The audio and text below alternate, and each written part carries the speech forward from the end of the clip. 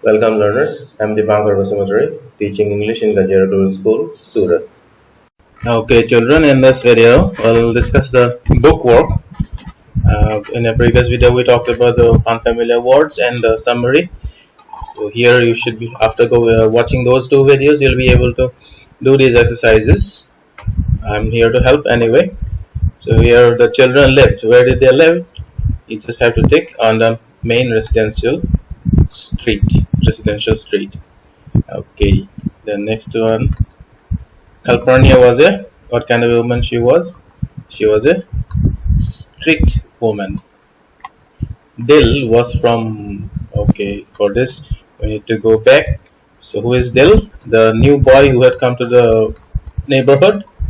And where did he come from? Let's take a look. So Dill was from Meridian, Mississippi.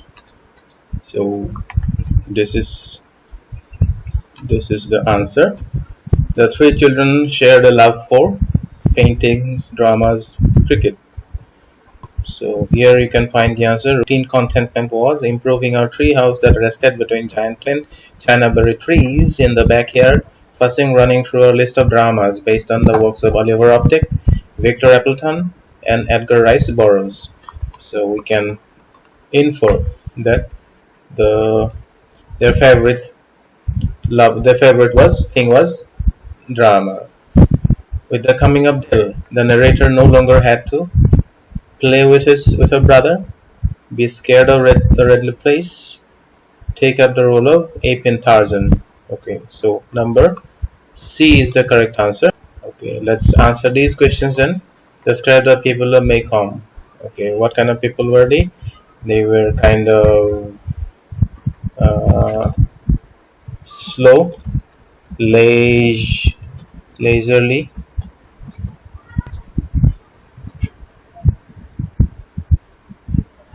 unafraid.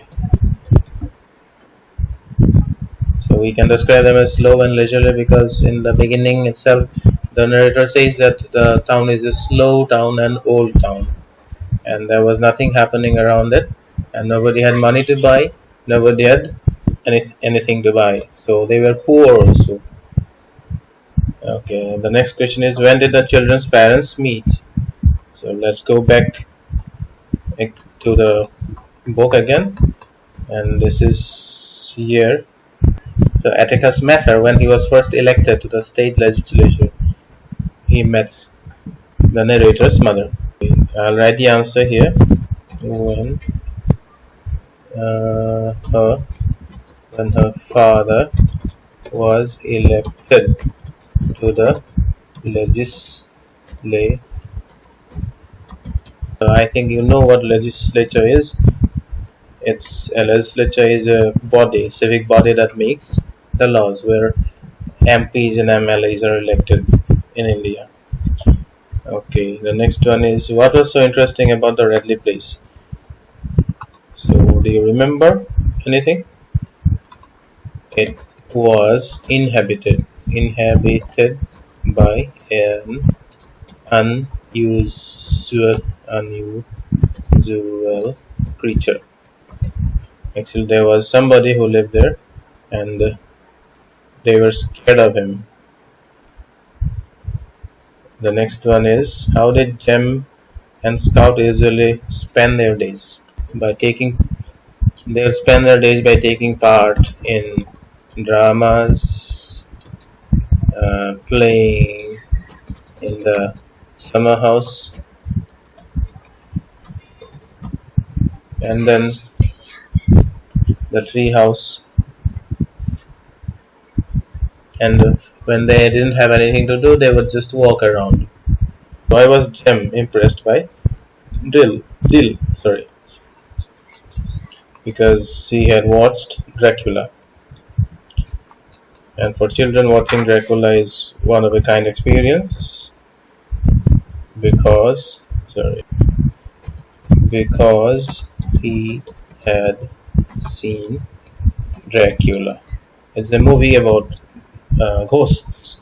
So for vampires, for children, watching a movie about vampires is kind of a big deal. So Jim was impressed. Okay, do you think the three children became good friends? Yes, they did. And why do you think so? Because Dil was unusual,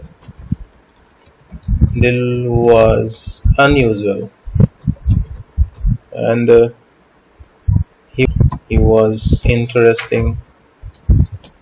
Yes, yeah, interesting. They looked up to him. They started looking up to him. He was full of plans, unusual plans. He was an expert at playing pranks. Read these sentences from the story and answer the questions that follow. So Jem and I heard something next door in Miss Rachel Haverford's colored pets. So who is the I here?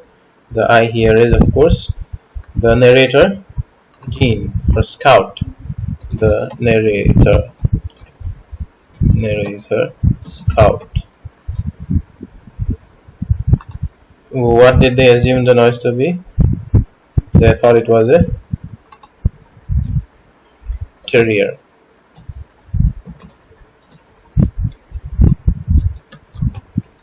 It was a terrier. A kind of a dog.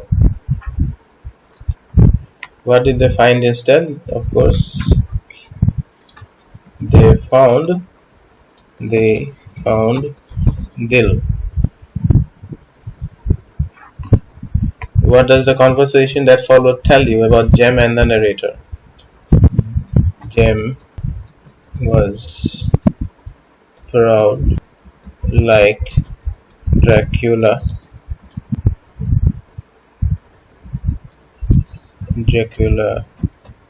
and drama. Scout. We also come to know that Scout can read, and she's proud about it. Okay, ever see anything good? Who says these words and to whom? The speaker is Jem, and he speaks to Dill. What is being referred to here? Pictures, movies, something interesting. Okay, how did the person spoken to respond? Well, he said he had watched Dracula. And what did the response have on the speaker? He started respecting the listener. Okay, now we'll move on to think and answer based on what you have read about Dill. What kind of a person you think he is? You can find the answer in the by the end of the story. He was full of funny ideas, full of crazy ideas, movies, and dramas and pranks. Do you think Dill brought a change to Jem and the narrator Summer? Yes, he did. He brightened it up with his unusual ideas. This is a vocabulary quiz, and the first word is sweltering. What is the meaning of sweltering? It means blistering. Sweltering heat means excessive heat. Ambling across means walking across. Sauntering. Saunter also is a synonym for walk, but a different kind of walk. Time of vague optimism. Now what do you mean by vague? Vague means unclear. Unclear is the right word. A thing of curiosity. Curiosity means interest here. So Dill was a thing of curiosity. When Dracula was reduced to dust. Finished. Reduced to dust means finished. Okay, let's take a look at the grammar section. Okay, here this is about clauses. Now What is a clause? A clause is a group of words with a finite verb. Now what is a finite verb? A finite verb is a verb that changes its form when you change the tense. So when my mother gave me $5, I used it to watch Dracula 20 times. So these two are clauses. In both of these parts of the sentence, you can find a finite verb. Which is the finite verb here? This gave is the finite verb in the first case, and in the second situation, used is the finite verb here. Fine. Now both of these are clauses, but one of them is independent and the other is subordinate or dependent, like shown here. Dependent or subordinate. Why subordinate? Because the dependent clause cannot be meaningful by itself. It needs the help of the main clause. This is the main clause here. Why is it called the main clause? Because if you take it out of the sentence, it will still remain meaningful. And here, this one is the subordinate clause, because when you take it out of the sentence, you will see that it will no longer be meaningful. If you start the sentence like this, when my mother gave me $5, the listener will wait for you to complete the sentence, and that is why this is subordinate. So we'll in the next sentences we'll try to figure out which is a subordinate clause and which is an independent clause. So we need to underline the independent clauses and circle the dependent clauses in these sentences. So let's take a look. I woke up with a start when I heard the sound of thunder. So which part of the sentence will stand on its own when you take it out of it? The first part. So this is the independent clause. The independent clause ends here, and the subordinate clause starts with when and goes to the end. The second one, same here. Sudhir was born in Kolkata, the main clause, and this is the subordinate clause. I walked into the room is the main clause. Why main clause? You take it out of the sentence, it will remain meaningful. But this part, which was dark and gloomy, the subordinate clause, because it cannot remain meaningful by itself. This one, Safdar won an award for his first film, the main clause, and this is the subordinate clause. Let me tell you a story. This main clause, the other part is the subordinate clause. Karan could not sleep. The other part is the subordinate clause. Here the subordinate clause begins the sentence, introduces the sentence. The main clause sits here. All the villagers walked to the cathedral, and this is the subordinate clause. And here the subordinate clause starts here. This is the main clause, and this is the subordinate clause.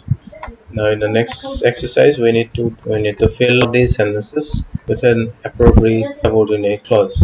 So how to do it? Everyone fell silent when Principal Ma'am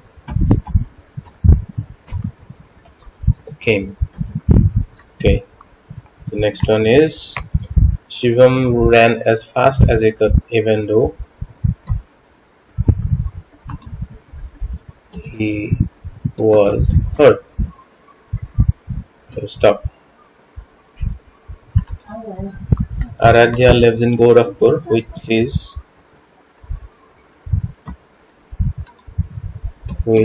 is 20 minutes from here.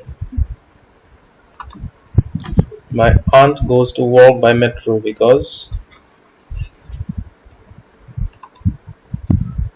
it is fast. Now in this sentence, the subordinate clause starts here because it is fast. Sorry, the subordinate clause here. Clause starts here. The subordinate clause starts here. It starts here. Call me before. The subordinate clause starts before. And adverb clause of time. Before my brother comes back. Ajanta waited for a long time after the bell had gone, after the bell had rung. Then Sushil went back to the shop where he had left his purse. Mother was in the garage when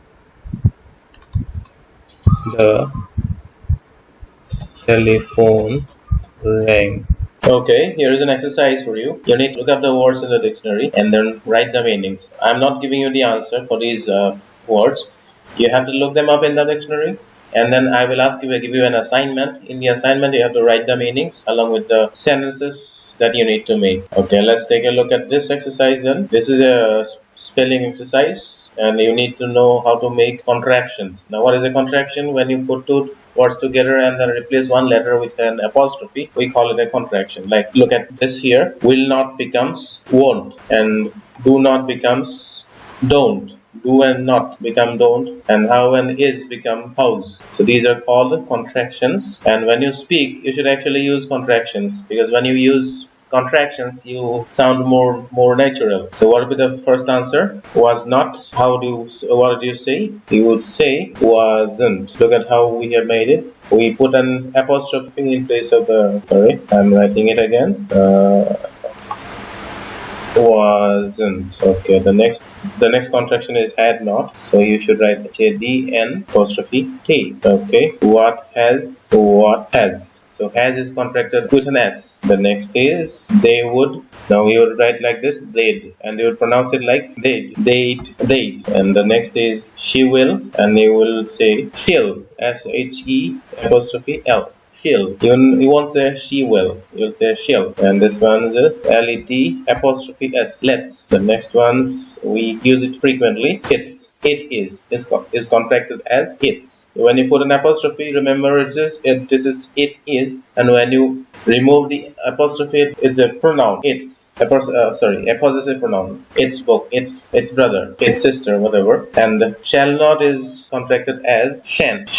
Now how do you write shan't? You write shan't like this, SHAN apostrophe T, shan't. So this is how you should do it. And for a listening exercise, we need to listen to the audio and then do the answers. Here the next exercise is writing an informal letter. An informal letter is a letter that you write to your friends. So this is friendly in nature. You simply write the date in the beginning and then the greeting, and you start like this with the first name, and then the body starts immediately. Unlike in a formal letter, you need to follow a lot of rules, but here you don't have to follow many rules. After writing the body, you go directly to the closing, and you should write yours affectionately or lovingly. So here are some exercises. I'll give you these exercises as an assignment.